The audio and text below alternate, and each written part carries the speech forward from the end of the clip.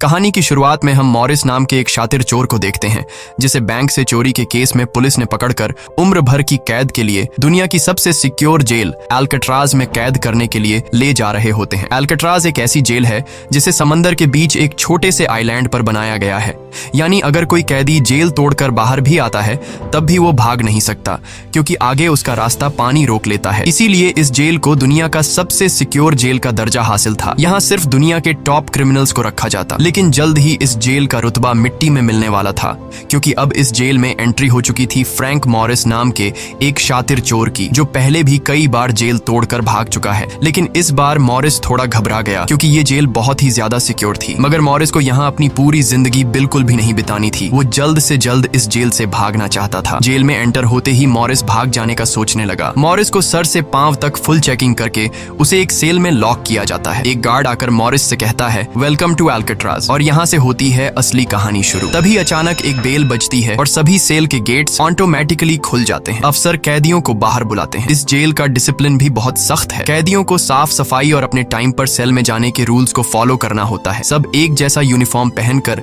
Line में breakfast खाने आ जाते हैं। मॉरिस के सामने लिटमस नाम का एक कैदी होता है। मॉरिस पूछता है कि मुझे तो कांटा ही नहीं मिला, अब मैं नूडल्स कैसे खाऊंगा। लिटमस उसे कहता है, अबे ये तेरा घर नहीं है, जो तुझे मिला है उसे चुपचाप खा ले। तभी वुल्फ नाम का एक खतरनाक कैदी मॉरिस को चिढ़ाने लग जाता है। वुल्फ से जेल में हर एक कैदी तंग था। वो यहाँ हर एक कैदी पर अपनी मनमानी चलाता था और उस पर बलात्कार के ढेर सारे केस भी हैं। इस जेल में एक से बढ़कर एक खतरनाक कैदी रखे जाते हैं। यहाँ लिटमस मॉरिस से थोड़ा खाना मांगता है और इस दौरान मॉरिस उसे अपनी प्लेट दे देता है। जब मॉरिस टेबल के नीचे से देखता है तो उसे पता चलता है कि लिटमस खुद खाना नहीं खा रहा बल्कि वो चूहे को दे रहा है। रात को एक गार्ड मॉरिस को वार्डन के पास लेके जाता है। जब मॉरिस वार्डन के ऑफिस में पहुंचता है तो वार्डन मॉरिस से कहता है कि मैं जानता हूं कि तुम बहुत ही शार्प माइंड हो और बहुत इंटेलिजेंट भी हो, लेकिन वो सब यहाँ किस काम का, क्योंकि तुम्हारे जैसे यहाँ कितने आए और गए पर यहाँ से कोई बच नहीं पाया। यहाँ कैदी बहुत ही स्ट्रिक्ट रूल्स फॉलो करते हैं। 2 महीने में एक बार ही कोई तुमसे मिलने आ सकता है और वो भी तब अगर मेरा मूड अच्छा हो। वार्डन बहुत ही सख्त इंसान है जो जरा सी गलती पर भी कैदियों को बहुत ही स्ट्रिक्ट पनिशमेंट देता है। वार्डन कहता है, यहाँ से भागने का सोचना भी मत, नहीं तो तुम्हारे टुकड़े टुकड़े कर दिए जाएंगे। जिस पर मॉरिस जवाब देता है, नहीं सर, आपके होते हुए यहाँ से कौन भागने का सोच सकता है। लेकिन असल में पहले दिन से ही मॉरिस के दिमाग में यहाँ से भागने की प्लानिंग शुरू हो चुकी थी। इस दौरान मॉरिस मौका देखते ही वार्डन का नेल कटर चुरा लेता है, जो वैसे तो बहुत ही छोटी सी चीज थी, पर मॉरिस को पता था कि एल्कट्राज जैसे जेल में इस छोटे से नेल कटर से भी बहुत बड़ा काम लिया जा सकता है। मॉरिस वापस सेल में आते ही इस नेल कटर को बाइबल में छुपा देता है। अगले दिन बाथरूम में वुल्फ फिर मॉरिस को परेशान करने लगता है, पर इस बार मॉरिस उसे छोड़ने वाला नहीं था। अब मॉरिस अपना असली रूप दिखाता है और उसे पकड़कर उसकी खूब धुलाई करता है। वुल्फ को पीटने के बाद अब मॉरिस का पूरे जेल में एक अलग रुतबा बन गया। हर कोई मॉरिस से डरने लगा। इसके बाद मॉरिस को लाइब्रेरी में काम दिया जाता है। वहाँ इंग्लिश नाम के एक आदमी से उसकी मुलाकात हो जाती है। वो इस जेल का सीनियर कैदी है। इंग्लिश को भी 2 आदमियों के कत्ल की वजह से उम्र भर की कैद सुनाई गई थी। उसने इस जेल में अपनी आधी जिंदगी गुजार दी थी। वो इस जेल के चप्पे चप्पे से वाकिफ है। उसे जेल की हर बात की खबर रहती है। उसे यह भी पता होता है कि आज सुबह मॉरिस और वुल्फ की लड़ाई हुई थी। वो मॉरिस को कुछ किताबें देता है जिन्हें मॉरिस को हर एक कैदी के सेल में पहुंचाना होता है। अगले सीन में खुले जगह को दिखाते हैं जहां कैदी कोई न कोई गेम खेल रहे होते हैं। तभी वो डॉक नाम का एक आर्टिस्ट से मिलता है जो खुद की पेंटिंग बना रहा होता है। डॉक एकदम सीधा साधा और डिसेंट इंसान है जो कई सालों से यहाँ सजा काट रहा है। उसे पेंटिंग करने का बहुत ही शौक था और अपना ज्यादातर वक्त वो पेंटिंग में ही लगाता। डॉक का कहना था कि एल्कट्राज जैसी जेल में कोई भी पागल हो सकता है, पर उसकी पेंटिंग की वजह से अब तक उसका दिमाग नॉर्मली चल रहा है। मॉरिस डॉक से पूछता है कि इस पेंटिंग में ये फूल क्यों बना के रखा हुआ है, तुम्हारी शर्ट में ऐसा तो कुछ नहीं। डॉक कहता है कि यह मेरी खुशी है जो सिर्फ पेंटिंग में है, मेरे मन में नहीं। उसके बाद मॉरिस जब अपने दाएं तरफ देखता है तो उसे ऊपर इंग्लिश दिखाई देता है। मॉरिस इंग्लिश की तरफ जाता है। जब मॉरिस उसके करीब जाता है तो उसके चेले मॉरिस को रोक देते हैं। तब इंग्लिश इशारा करता है कि अपना ही आदमी है, आने दो। मॉरिस उसके पास जाकर बैठ जाता है और तुरंत अपने दिल की बात छेड़ देता है। मॉरिस उससे कहता है कि यहाँ से बचने में आप मेरी मदद करेंगे। ये बात सुनकर इंग्लिश तो हंस पड़ता है। देखो बेटा, ये महज सिर्फ जेल नहीं है, ये हम सब की कब्र है। यहाँ से निकलना है तो पहले हमें मरना पड़ेगा, तब जाके हमारी डेड बॉडी यहाँ से कब्रिस्तान तक पहुँच पाएगी। चलो मान भी लो कि तुम इन बड़ी दीवारों पर चढ़ भी गए और उसके बाद खतरनाक फोर्सेस को क्रॉस भी कर लिया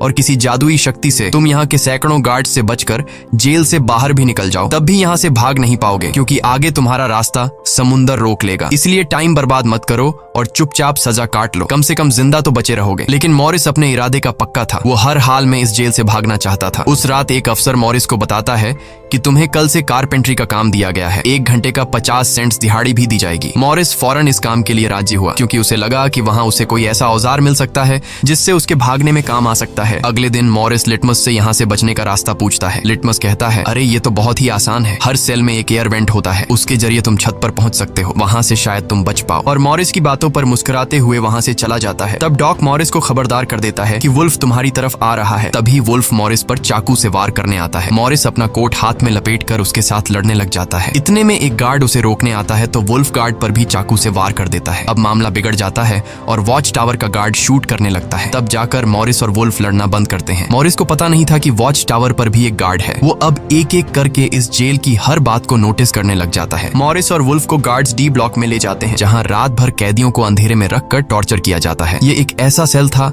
जहाँ कोई भी कैदी नहीं जाना चाहता था। जाने से पहले वुल्फ मॉरिस को धमकाता है कि बेटा, तेरी मौत तो मेरे हाथों होगी। उस रात मॉरिस को तरह तरह के टॉर्चर्स सहने पड़ जाते हैं, जिससे उसकी हालत काफी खराब हो जाती है। 2 हफ्ते तक इस अंधेरे वाले सेल में रहने के बाद उसे वापस उसके सेल में लेके आते हैं, जहां लिटमस अपने पालतू चूहे से मॉरिस को एक नोट भेजता है जिसमें लिखा होता है, वेलकम बैक मॉरिस। एक दिन चार्ली नाम का एक नया कैदी आता है जिसे मॉरिस के पास वाले सेल में रखा जाता है। मॉरिस और चार्ली में जल्दी दोस्ती हो जाती है। मॉरिस फिर उसे अपने दूसरे दोस्तों से भी मिलवाता है। उसी समय वार्डन बिना किसी को बताए हर एक कैदी के सेल को चेक करता है। जब वो डॉक के सेल में जाता है तो डॉक के सेल में उसके बनाए हुए कई पेंटिंग्स होते हैं। वार्डन हैरान रह जाता है कि दिन ब दिन उसकी पेंटिंग तो बढ़ती जा रही है। डॉक ने वार्डन की पेंटिंग भी बना के रखी होती है। उसे देखकर वार्डन मुस्कुराने लग जाता है, लेकिन पता नहीं क्यों अगले दिन वार्डन डॉक के सेल में बनाई गई सभी पेंटिंग्स को बाहर फेंकने का गार्ड्स को ऑर्डर देता है। वार्डन के इस फैसले ने डॉक को अंदर से पूरी तरह तोड़ दिया, क्योंकि डॉक सिर्फ अपनी पेंटिंग के ही सहारे जिंदा था। वह अपने हर एक बनाए हुए पेंटिंग से बहुत प्यार करता था, क्योंकि यहाँ उसकी सिर्फ एक ही खुशी थी और वो भी उस बेचारे से छीन ली गई।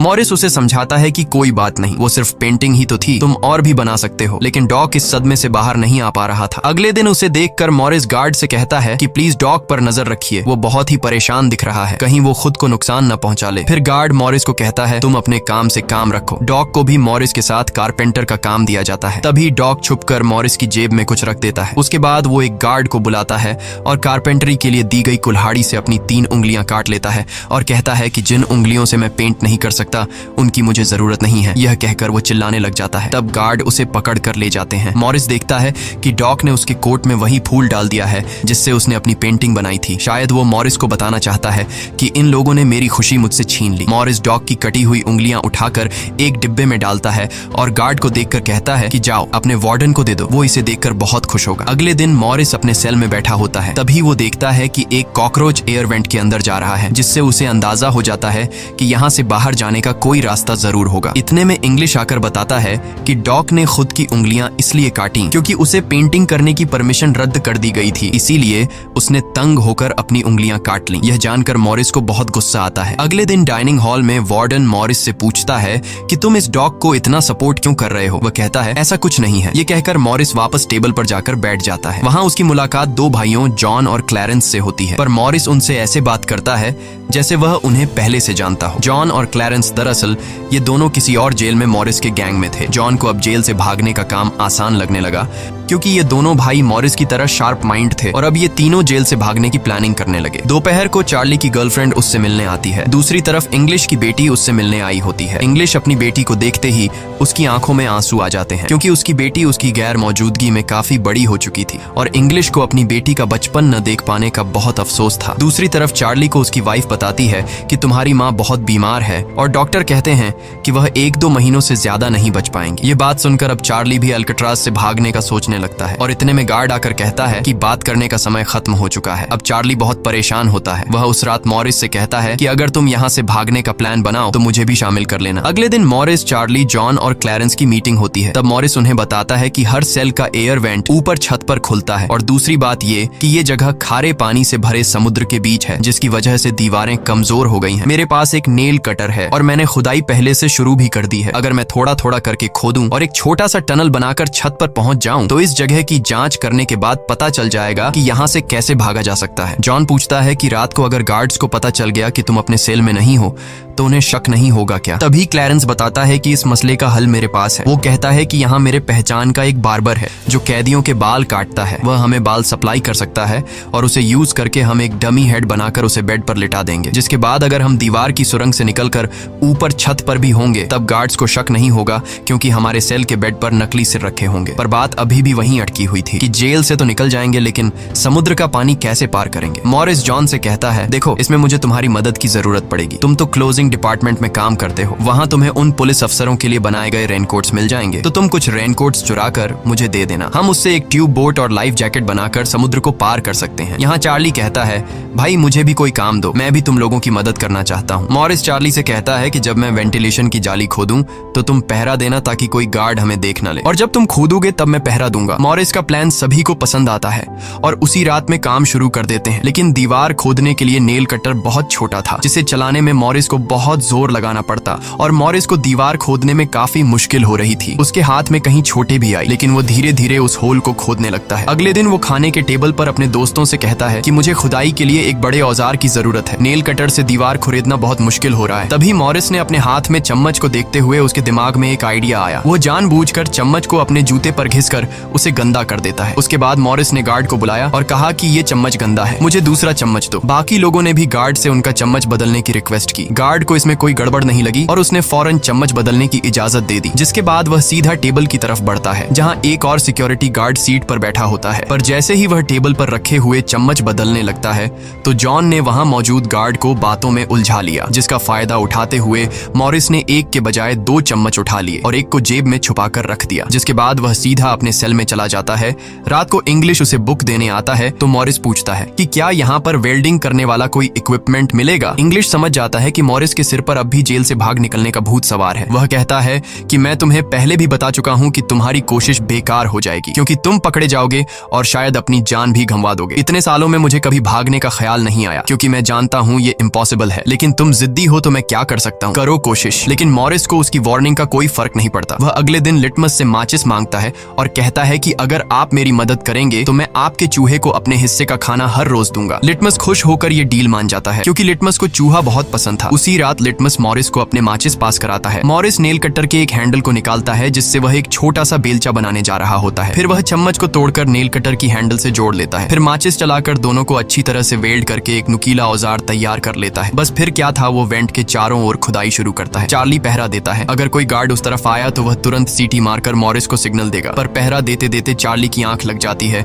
और तभी वहां पर एक गार्ड आता है। पर खुशकिस्मती से ऐन वक्त पर इंग्लिश ने बीच में आकर उस गार्ड का ध्यान भटकाया और दूसरी तरफ इंग्लिश की बातचीत सुनते हुए चार्ली की भी आंख खुल गई, लेकिन टेंशन में वह सीटी भी नहीं मार पाता। जिसके बाद वह कोई चीज गिरा देता है तो मॉरिस उसका इशारा समझकर वेंट को कवर करके बेड पर लेट जाता है। गार्ड पूछता है कि यहाँ कुछ जलने की स्मेल आ रही है। मॉरिस कहता है, सर आपके रहते मजाल है कि कोई स्मोक करेगा, मुझे तो कोई बू नहीं आ रही है। उस गार्ड को भी ठंडक पहुंचती कि चलो कोई तो मेरी कदर करता है। उसके जाते ही मॉरिस वेंट के चारों ओर कंक्रीट निकाल देता है, लेकिन वो देखता है कि वेंटिलेशन जाली के साथ पेच भी घुसे गए हैं, जिसे काटने के लिए कोई शार्प औजार लगेगा। इस दौरान मॉरिस को जब भी बाहर जाने का मौका मिलता तब वह ग्रिल से निकली हुई सीमेंट को चुपचाप बाहर गिरा देता। अगले दिन कारपेंटर का काम करते हुए वह एक मेटल उठा लेता है जो चाकू की तरह शार्प है, लेकिन चार्ली उसे कहता है कि मेटल डिटेक्टर से बचकर तुम्हें इसे बाहर कैसे लेके जाओगे। मॉरिस बहुत ही कॉन्फिडेंस से कहता है कि वो सब मैं देख लूंगा। जब मॉरिस बाहर जाता है तो दरवाजे पर मेटल डिटेक्टर बजने लगता है। दरअसल मॉरिस मेटल को हाथ में उठा लाया था। गार्ड पूछता है कि ये क्यों लेके जा रहे हो? मॉरिस कहता है, सर वो मैंने सोचा कि कपड़े टांगने के लिए इसे यूज करूंगा। गार्ड कहता है, ज्यादा होशियार मत बनो और वो मुझे दे दो। ये कहकर गार्ड वो मेटल उससे ले लेता है और मॉरिस को पूरी तरह चेक करके जाने देता है, लेकिन अपना हीरो तो हीरो है। दरअसल उसने 2 मेटल चुराए थे, एक हाथ में लाया था और दूसरा शूज में छुपा के रखा हुआ था। उस शार्प मेटल से वह ग्रिल को काट लेता है। अब बारी आती है गार्ड्स को चकमा देने के लिए नकली सिर बनाने का, जिसके लिए ये चारों अपनी जिम्मेदारी का काम करते हैं। चार्ली गार्ड से थोड़ा पेंट मंगवाता है। वो गार्ड से कहता है कि मुझे आर्ट बनाने का शौक है। गार्ड भी इनकार नहीं करता और पेंट उसको ला कर दे देता है। मॉरिस उस होल से निकाले गए कंक्रीट को पीसकर एक पाउडर बनाता है। जॉन नाई की दुकान से बाल इकट्ठा करके लाता है और क्लैरेंस लाइब्रेरी से पुरानी किताबें इकट्ठा कर लेता है। सारा सामान इकट्ठा होने के बाद मॉरिस पानी और पुराने मैगजीन का इस्तेमाल करके एक डमी सिर बनाने लगता है, जिसके ऊपर पेंट और नकली बाल लगाकर बिल्कुल रियल दिखने वाला एक नकली सिर तैयार कर लेता है। साथ ही साथ मॉरिस ने अपने प्लान को और मजबूत करने के लिए नकली कार्डबोर्ड बनाए जिससे कोई शक नहीं कर पाएगा कि सामने की दीवार में किसी ने सुरंग बनाई है। एक रात मॉरिस ने अकेले ही ऊपर जाने का फैसला किया, जिसके लिए उसने अपनी बनाई गई नकली खोपड़ी को बेड पर रखा और उसे गर्दन तक कंबल से ढक लिया। जिसके बाद वह नकली कार्डबोर्ड लेकर सुरंग से बाहर निकल आता है। वहां मॉरिस पाइप्स को पकड़कर धीरे धीरे ऊपर छत पर चढ़ जाता है। दूसरी तरफ चार्ली बाहर पहरा दे रहा होता है। छत पर पहुंचने के बाद मॉरिस देखता है कि वहां ऊपर एक लोहे का ग्रिल है जिस तक वह कूद कर भी नहीं पहुंच पाता। इसी बीच एक गार्ड आता है और चार्ली से पूछता है कि इतनी देर रात तक तुम पेंट क्यों कर रहे हो और तुम्हारा दोस्त मॉरिस आज इतनी जल्दी क्यों सो गया। चार्ली कहता है कि जी सर, आज मॉरिस कारपेंट्री का काम करते हुए थक गया था, इसलिए वह जल्दी सो गया। तभी अचानक गार्ड के हाथ से उसकी लाठी नीचे गिर जाती है। उसे उठाते हुए वो देखता है कि मॉरिस के बाल बहुत अजीब दिख रहे हैं। अब चार्ली डर के मारे कांपने लगता है कि आज तो काम से गए। गार्ड मॉरिस के सेल के अंदर हाथ घुसाकर उसके बाल टच करता है तो मॉरिस पूछता है, क्या हुआ सर, मेरे बाल इतने खूबसूरत हैं क्या। लकीली एन वक्त पर मॉरिस नीचे आकर वहां लेट गया था। अगले दिन मॉरिस अपने साथियों को बताता है कि छत पर एक रास्ता है लेकिन उसे एक ग्रिल से बांध के रखा हुआ है और वह ग्रिल बहुत ऊंचाई पर है। मुझे एक और साथी की मदद चाहिए। तब जॉन कहता है कि मैंने अपना वेंट पूरी तरह खोद दिया है, आज रात मैं भी वहां पहुंच जाऊंगा, दोनों मिलकर ग्रिल को खोलेंगे। उसी रात मॉरिस और जॉन अपने वेंट्स के जरिए छत पर पहुंच जाते हैं। जॉन मॉरिस को उठाता है और मॉरिस ग्रिल को पकड़ लेता है। जॉन देखता है कि यह लोहे का ग्रिल बहुत ही मजबूत है और उसे पूरी तरह से वेल्ड किया गया है। उसे निकालने का एक ही रास्ता है और वह है इसे ड्रिल मशीन से काटना। अगले दिन म्यूजिक क्लास में सभी अपनी अपनी मर्जी का इंस्ट्रूमेंट बजा रहे होते हैं। तभी मॉरिस की नजर वहां रखे एक छोटे से पंखे पर पड़ती है, जिसे देखकर मॉरिस को लगता है कि वह इस पर काम करके एक ड्रिल मशीन बना सकता है, जिसके लिए वह चार्ली से कहता है कि तुम किसी तरह करके इस पंखे को यहाँ से छुपा लो। चार्ली बड़ी आसानी से इस छोटे से पंखे को अपने इंस्ट्रूमेंट बॉक्स में छुपाकर रख देता है। जब चार्ली बाहर आता है तो गार्ड्स उसके इंस्ट्रूमेंट बॉक्स को चेक भी करते हैं, लेकिन उन्हें पंखा नहीं नजर आता और चार्ली को जाने दिया जाता है। वह पंखा जैसे ही मॉरिस के हाथ लगता है तो मॉरिस उस पर काम करना शुरू कर देता है और कई घंटों बाद मॉरिस उस पंखे से एक ड्रिल मशीन तैयार कर लेता है। उस रात मॉरिस और चार्ली छत पर चढ़कर उस लोहे की रोड को ड्रिल मशीन से काटने लग जाते हैं। ड्रिल मशीन की आवाज काफी तेज थी, जो कि ड्रिल की आवाज को सुनकर गार्ड्स ऊपर आने लगते हैं, लेकिन तब तक मॉरिस ग्रिल का एक रोड काट देता है और ड्रिलिंग की आवाज बंद हो जाती है। ड्रिल की आवाज बंद होने के बाद गार्ड उसे नजरअंदाज करके वापस चला जाता है। अब इन चारों ने भागने के लिए अपने सभी रास्ते खोल दिए थे, जिसके बाद वह मंगलवार की रात को दुनिया की सबसे सिक्योर जेल एल्केट्राज से भागने वाले थे, जिससे आज तक कोई भी नहीं भाग पाया था। अगले दिन फिर उनकी मीटिंग होती है और वह भी मूवी हॉल में, जहां सब मूवी देख रहे होते हैं। मूवी की आवाज के बीच मॉरिस जॉन और क्लैरेंस से पूछता है कि क्या तुम्हारा वेंट तैयार हुआ है और उन रेनकोट्स का क्या हुआ जिससे हम ट्यूब बोट्स और लाइफ जैकेट्स बनाने वाले थे। वह बताते हैं कि सब तैयार है, हमारा डमी सिर भी एकदम रेडी है, बस बच निकलने की देरी है। अगली सुबह नाश्ते के दौरान मॉरिस ने डॉग की दिए हुए फूल को टेबल पर रखा। वार्डन ने जब इस फूल को देखा तो वार्डर उनकी टेबल पर आकर वहां रखे हुए फूल को मसल देता है। ये देखकर लिटमस को बहुत गुस्सा आता है क्योंकि ये फूल डॉग का फेवरेट था और डॉग मर चुका था। लिटमस तो गुस्से में उस पर हमला करता है कि एक तो तुमने डॉग को मार दिया और दूसरी तरफ तुम उसकी दी गई एक छोटी सी निशानी को भी नहीं छोड़ रहे हो। लेकिन जैसे ही वह वार्डन पर हमला करता है उसे अचानक हार्ट अटैक आ जाता है और वह नीचे गिर पड़ता है। मॉरिस को वार्डन पर बहुत गुस्सा आता है और चारों उसी रात बच निकलने का फैसला करते हैं। मॉरिस आधी रात का इंतजार कर रहा होता है ताकि गार्ड्स का पहरा जरा कमजोर हो जाए तो हम आसानी से बच निकल पाएंगे। तभी मॉरिस के सेल में इंग्लिश उसे कुछ बुक्स देता है तो मॉरिस कहता है कि आखिरी बार तुमसे हाथ मिलाना चाहता हूँ। इंग्लिश समझ जाता है कि मॉरिस ने यहाँ से बचने का पक्का प्लान बना लिया है। वह चुपचाप यहाँ से चला जाता है, लेकिन फिर जो होता है वह मॉरिस ने बिल्कुल भी नहीं सोचा था। वार्डन अचानक उसके सेल को चेक करने आता है, जैसे वार्डन को किसी ने उसके प्लान के बारे में बता दिया हो। मॉरिस बहुत ज्यादा घबरा जाता है क्योंकि इतने महीनों की मेहनत के बाद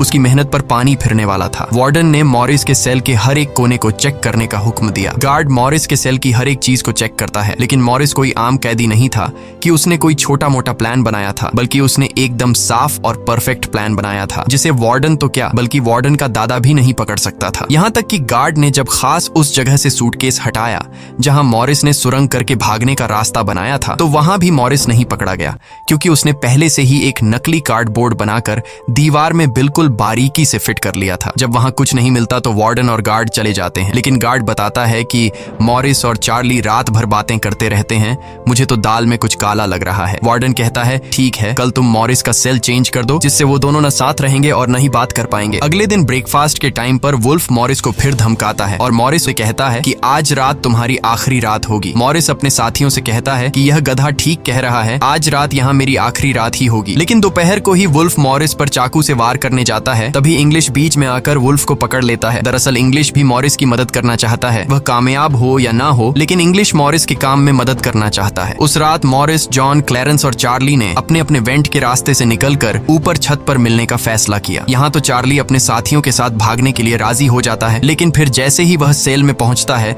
तो उसे घबराहट होने लगती है। सेल में अकेला बैठकर उसने प्लान में शामिल ना होने का फैसला किया और उसके बाकी 3 साथी अपने अपने वेंट के रास्ते से निकलकर ऊपर छत तक पहुंच जाते हैं। वह तीनों काफी देर तक चार्ली का इंतजार करते हैं, लेकिन काफी टाइम गुजरने के बाद जब उन्हें लगता है कि चार्ली नहीं आएगा तो वह चार्ली को छोड़कर निकलने का फैसला कर लेते हैं। वह तीनों अपने प्लान के मुताबिक आगे बढ़ने लगे, लेकिन इधर चार्ली की आंखों के सामने उसकी आजादी का सपना दूर होता जा रहा था। वह तीनों धीरे धीरे सर्चलाइट से छुपकर भागने लगे। इस तरह से वह छुप छुप कर बिल्डिंग के एंड पर पहुंच जाते हैं। तभी सेल में बैठे चार्ली के दिल में जोश आता है और वह भी भागने का इरादा कर लेता है। वह अपने वेंट के रास्ते से निकलकर ऊपर छत तक पहुंच जाता है, लेकिन अब बहुत देर हो चुकी थी क्योंकि वह अकेला वहां ऊपर के उस दरवाजे तक नहीं पहुंच पा रहा था। यानी उसने अपनी आजादी का मौका डर की वजह से गंवा दिया। दूसरी तरफ वह तीनों छत पर पाइप से लटक कर नीचे जमीन पर आ जाते हैं और टावर में बैठे सिक्योरिटी गार्ड की नजरों से बचते हुए जेल की आखिरी दीवार तक पहुंच जाते हैं और फिर वह तीनों बारी बारी उस फेंस की दीवार पर चढ़कर जेल से बाहर निकल आते हैं। अब वह तीनों तेजी से दौड़ते हुए समंदर के किनारे आ गए। फिर वह तीनों रेनकोट को निकालकर उसमें मुंह के जरिए हवा भरने लग जाते हैं। मुंह से भरने में उन्हें काफी टाइम लग रहा था, लेकिन इसके अलावा उनके पास कोई दूसरा रास्ता नहीं था। इसीलिए वह तीनों अपनी पूरी जान लगाकर जैसे तैसे करके रेनकोट से बनी ट्यूब बोट को आखिरकार फुला देते हैं और बोट को पानी में डाल देते हैं। इस तरह से यह तीनों अल्काट्राज के रुतबे को मट्टी में मिलाते हुए भाग जाते हैं। अगली सुबह एक गार्ड हर सेल को चेक कर रहा होता है। शुरुआत में गार्ड को सब कुछ नॉर्मल दिखाई देता है, लेकिन जब वो चार्ली के पास पहुंचते हैं तो चार्ली अपने सेल में भूत की तरह खड़ा होता है और दिल ही दिल में खुद को ताने दे रहा होता है कि काश कल रात को थोड़ा सा हिम्मत जुटा लेता तो शायद बाकी लोगों के साथ बच निकल जाता। गार्ड पूछता है कि तुम्हारा दोस्त यह इतनी देर तक क्यों सो रहा है। यह कहकर वो मॉरिस के सेल में जाकर उसे आवाज देता है, लेकिन मॉरिस की तरफ से कोई जवाब नहीं मिलता तो गार्ड को गुस्सा आता है और वो सेल खोलकर उसे बालों से पकड़कर उठाने की कोशिश करता है। लेकिन जब गार्ड उसे जोर से ऊपर की तरफ खींचता है तो सिर नीचे गिर जाता है। यह देखकर गार्ड के पैरों तले जमीन ही खिसक गई, क्योंकि मॉरिस अब सेल में नहीं बल्कि बाहरी दुनिया के मजे ले रहा है। बेड पर तो उसने अपना डमी हेड छोड़ दिया था, जिसके बाद पूरे अल्काट्राज में सायरन बजने लग जाते हैं। पूरे जेल में यह बात फैल गई कि जेल से कुछ कैदी भाग चुके हैं, जिसके बाद वार्डन जेल के चप्पे चप्पे में उन तीनों को ढूंढने लगता है। जब वो तीनों जेल के अंदर नहीं मिलते तो वार्डन समुद्र में एक सर्च ऑपरेशन चलाता है। वार्डन को यकीन नहीं होता कि वो तीनों बच निकल गए। उसे लगता है कि जरूर तीनों पानी में मरे होंगे, पर अंदर ही अंदर वार्डन जानता था कि वो तीनों बहुत ही स्ट्रांग थे। उन तीनों ने समुद्र के पानी को पार करके अब आजादी का सांस ले रहे होंगे। वार्डन से हेडक्वार्टर के अफसर सवाल पे सवाल उठा रहे होते हैं, तुम क्या सो रहे थे जब वो तीनों बच निकले। वार्डन बहुत ही टेंशन में होता है, लेकिन तभी वहां पर वार्डन को डॉग का वही फेवरेट फूल मिलता है। इसका मतलब ये था कि मॉरिस वार्डन से डॉग का बदला भी लेना चाहता था। तब सर्च टीम का हेड आकर बताता है कि सर, हर तरफ सर्च हो चुका है, लेकिन उनकी बॉडीज नहीं मिली। अब वार्डन अपनी नौकरी और खुद की इमेज बचाने के लिए उसे कहता है कि जैसा मैं कहता हूँ वैसे रिपोर्ट लिखो कि उन तीनों ने बचने की कोशिश की, लेकिन वो तीनों पानी में डूबकर मर गए। लेकिन वॉल्टन की इस बात पर किसी को भी भरोसा नहीं हुआ, जिसके बाद मॉरिस अल्काट्राज जेल तोड़ने से पूरी दुनिया में जीनियस के नाम से मशहूर हुआ। इस घटना के 1 साल के बाद अल्काट्राज जेल को बंद कर दिया गया, क्योंकि अब इसकी कोई गारंटी नहीं थी कि यहाँ से कोई बच नहीं सकता। इस तरह से सच्ची कहानी पर बनाई गई ये फिल्म खत्म हो जाती है। अगर वीडियो आपको अच्छी लगी हो तो हमारे चैनल को सब्सक्राइब और वीडियो को लाइक जरूर कीजिएगा।